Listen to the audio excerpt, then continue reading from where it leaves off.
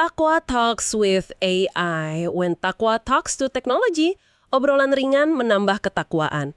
Assalamualaikum sahabat Takwa. Senang sekali bisa kembali lagi nih kita ngobrol-ngobrol santai yang insya Allah bisa nambah ketakwaan kita semua.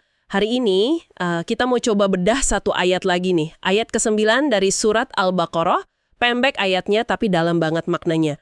Allah berfirman, A'udzubillahi minasyaitonirrajim. Yukhadi'una Allaha walladzina amanu wa ma yakhda'una illa anfusahum wa ma yash'urun. Ya artinya itu kurang lebih mereka ini hendak menipu Allah dan orang-orang yang beriman, padahal mereka itu sebetulnya ya cuman menipu diri mereka sendiri, tapi mereka nggak sadar gitu kan ya. Nah, kita mau coba kupas nih ayat ini. Apa sih maksudnya? Terus nyambungnya gimana sama ayat sebelumnya? Relevansinya apa buat kita sekarang? Kita coba gali dari pandangan para ahli tafsir ya. Sahabat Takwa pernah nggak sih ngalamin atau lihat orang yang kayaknya licik banget, pinter ngakalin, tapi ujung-ujungnya malah dia sendiri yang rugi. Nah, ayat ini kayaknya nangkep fenomena itu. Oke deh, kita mulai aja ya. Waalaikumsalam warahmatullahi wabarakatuh. Iya, betul banget. Ayat 9 ini memang menarik sekali. Dan nyambung banget ada munasabahnya lah istilahnya sama ayat 8 sebelumnya.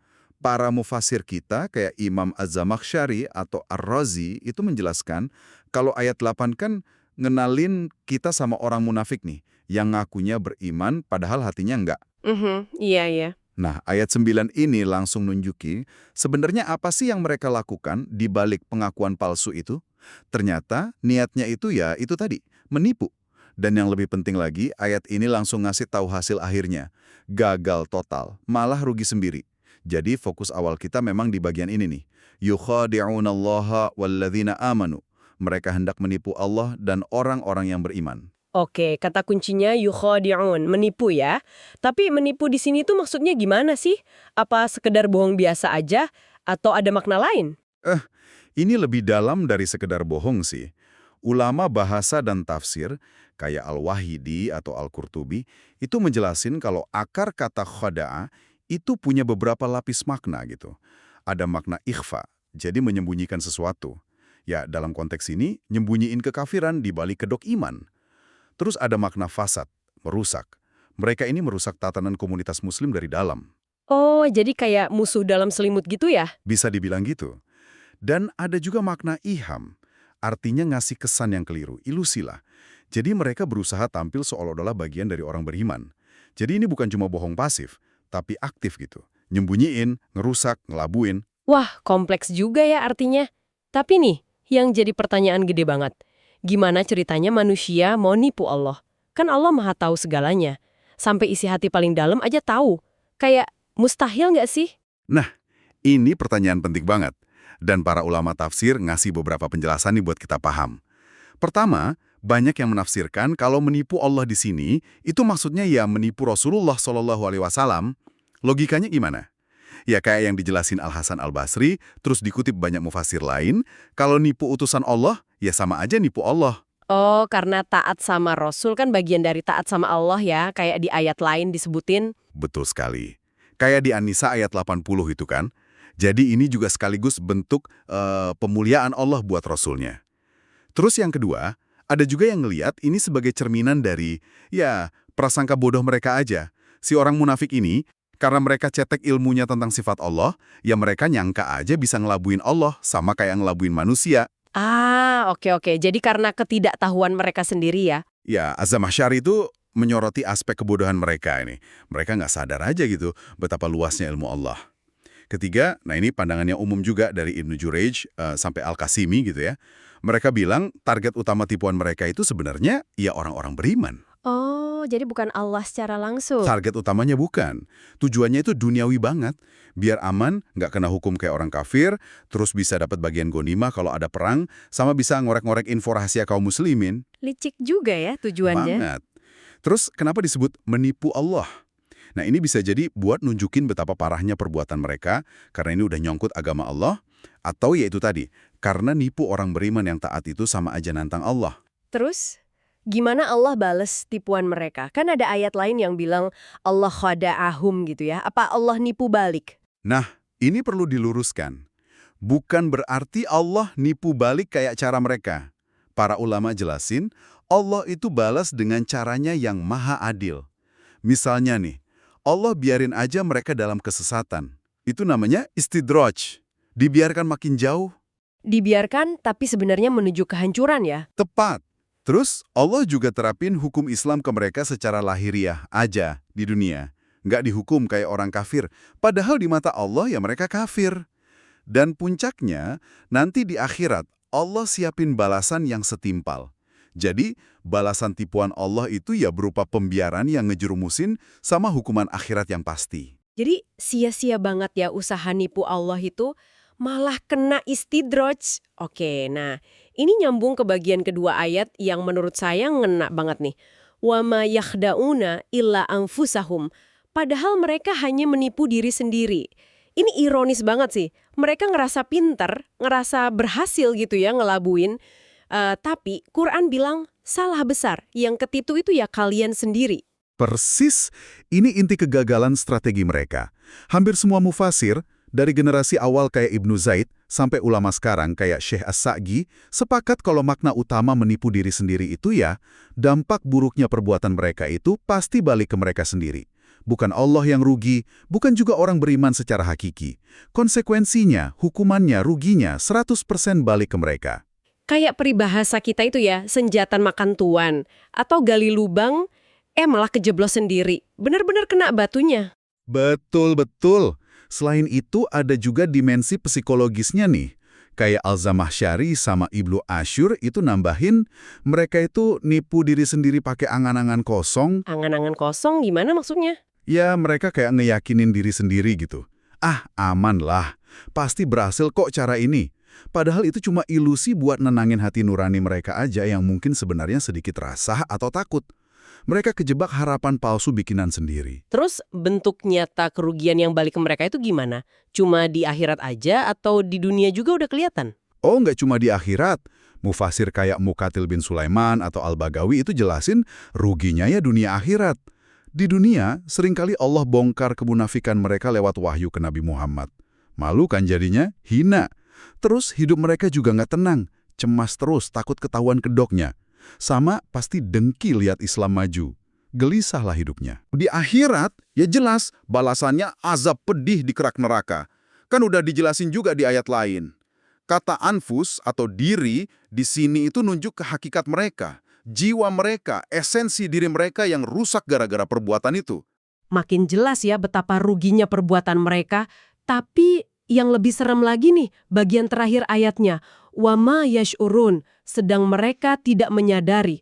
Udah nipu diri sendiri, rugi dunia akhirat, nggak sadar pula. Ini gimana ceritanya?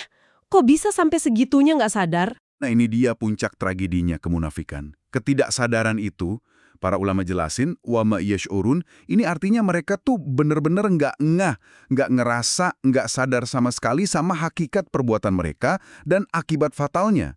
Mereka pikir mereka cerdik, padahal lagi jalan ke jurang kehancuran. Mereka nggak sadar kalau Allah tuh tahu semua rahasia mereka dan pasti bakal ngebongkar. Jadi bukan sekedar nggak tahu ya, tapi nggak merasa. Beda gitu ya? Beda. Kata syu'ur yang dipakai di sini, kata para ahli bahasa Quran kayak Ar-Razi atau Al-Alusi, itu lebih halus daripada sekedar ilm, tahu. Syu'ur itu kaitannya sama indera, perasaan halus, kesadaran batin. Jadi pas Al-Quran pakai kata wama yash'urun, itu seolah-olah menggambarin betapa tumpul dan matinya indera spiritual mereka. Udah nggak peka lagi sama sinyal bahaya atau kebenaran. Kayak orang yang kehilangan kemampuan merasa. Ada yang bilang kayak orang mati, nggak bisa ngerasain apa-apa lagi. Astagfirullah, ngeri banget ya kalau udah sampai tahap nggak merasa salah atau bahaya. Ini jadi kepikiran nih, soal fenomena ria di kehidupan kita. Mungkin ini contoh kecilnya nipu diri sendiri tanpa sadar itu kali ya. Kita beramal, sedekah misalnya, atau posting kebaikan di sosmed, tapi ada niat nyempil pengen dilihat orang, pengen dipuji. Kita ngerasa aman aja kan kelihatannya baik. Padahal sebenarnya kita lagi nuker pahala akhirat sama pujian sesaat di dunia. Kita nipu diri sendiri dengan rasa puas itu, dan kadang nggak sadar kalau itu ngerusak amal kita. Betul nggak sih? Contoh yang pas banget itu. Ria itu bentuk halusnya nipu diri sendiri. Ngerasa udah baik buat Allah, taunya hati malah nyari validasi manusia. Ini nunjukin betapa gampangnya kita kepleset tanpa sadar. Ketidakjujuran di kerjaan atau hubungan juga bisa masuk sini. Ngerasa pinter ngakalin aturan atau bohongin pasangan, padahal lagi ngerusak integritas diri sama kepercayaan, yang dampaknya pasti balik entah kapan dan gimana caranya. Ketidaksadaran ini, wama yash'urun, ini kondisi yang bahaya banget. Dan kondisi nggak sadar ini ada hubungannya nggak sih sama konsep penyakit hati yang sering disebut di Quran? Erat banget kaitannya. Ayat setelah ini kan, ayat 10, langsung nyebut, fi qulubihim maradun fazadahumullahu marada. Dalam hati mereka ada penyakit, lalu Allah nambahin penyakitnya. Para ulama kayak Abu Bakar Al-Jazairi itu jelasin, kemunafikan, keraguan, dengki, termasuk ketidaksadaran wama yash'urun ini, itu semua manifestasi dari penyakit hati marad. Oh, jadi itu gejalanya ya? Iya, dan karena mereka terus-terusan gitu, nolak kesadaran, ya sesuai sunnatullah, Allah biarin penyakitnya makin parah. Keburukan itu kan ngelahirin keburukan lagi yang lebih gede, termasuk ketidaksadaran yang makin pekat. Masya Allah, dalam banget ya ayat ini. Benar-benar jadi pengingat keras buat kita. Ada satu kisah nih yang mungkin bisa jadi inspirasi buat kita semua, sahabat takwa, soal bahaya tipu daya ini. Diceritain tentang sahabat Nabi, Qais bin Sa'ad bin Ubadah. Beliau ini terkenal cerdas banget, ahli strategi. Wah, pokoknya kalau mau nipu mungkin paling jago lah. Tapi beliau pernah bilang gini, kalau bukan karena aku dengar Rasulullah SAW bilang tipu daya dan muslihat itu tempatnya di neraka, wah, aku ini pasti jadi orang paling lihai nipu di umat ini. Masya Allah. Perkataan ini nunjukin apa coba sahabat takwa? Nunjukin kesadaran. Qais bin Sa'ad itu sadar akan bahaya dan akibat nipu. Karena beliau percaya sama peringatan Nabi, beliau punya potensi buat nipu tapi milih nggak ngelakuin karena sadar. Ini kan kebalikan 180 derajat sama orang munafik di ayat 9. Mereka nipu, rugi sendiri, tapi wama yash'urun, nggak sadar. Jadi pelajaran pentingnya, bahaya terbesar nipu itu bukan cuma akibatnya, tapi hilangnya kesadaran kita kalau kita lagi ngerusak diri sendiri. Kisah yang bagus banget itu buat ngegambarin bedanya. Jadi kalau kita coba rangkum ya, pelajaran penting dari Al-Baqarah ayat 9 ini. Pertama, ayat ini jelas banget ngebongkar sifat munafik yang coba nipu Allah dan orang beriman. Pura-pura iman padahal hati ingkar. Kedua, tujuan utama mereka itu duniawi. Biar aman, dapat untung materi, cari info. Ketiga, usaha nipu Allah itu ya, sia-sia dan nunjukin betapa bodohnya mereka soal sifat Allah. Betul. Keempat, ini intinya, akibat tipuan mereka itu 100% balik ke diri sendiri. Rugi dunia akhirat. Mereka tuh hakikatnya nipu diri sendiri. Kelima, puncak bahayanya, ya kondisi wa ummahum yashurun itu. Nggak sadar sama sekali sama kesalahan dan akibatnya. Ini udah jadi penyakit hati yang makin parah. Nah, ini semua mestinya bikin kita jadi mikir ya, tentang diri kita masing-masing. Diri kita, sekecil apapun itu kelihatannya, jangan sampai kita ngerasa pinter, cerdik, padahal lagi nipu diri sendiri. Ingat, pasti ada konsekuensinya, pasti balik ke kita. Jadi mungkin pertanyaan buat renungan kita bawa pulang nih sahabat takwa, di bagian mana ya dalam hidupku, ibadahku, kerjaanku, hubunganku, niat hatiku, aku perlu lebih jujur lagi sama diri sendiri dan sama Allah, biar nggak kejebak dalam kondisi yukhadi'unallah wa ma yakhda'una illa anfusahum wa ma yash'urun. Wah, nggak kerasa ya. Terima kasih banyak sudah nyimak obrolan kita kali ini sahabat takwa. Iya, semoga perenungan kita bareng-bareng soal ayat ini bisa bantu kita jaga kejujuran hati ya, lurusin niat kita dalam semua hal, dan semoga kita semua dijauhkan dari sifat munafik yang dibenci Allah ini. Amin ya Rabbal Alamin. Takwa Talks with AI.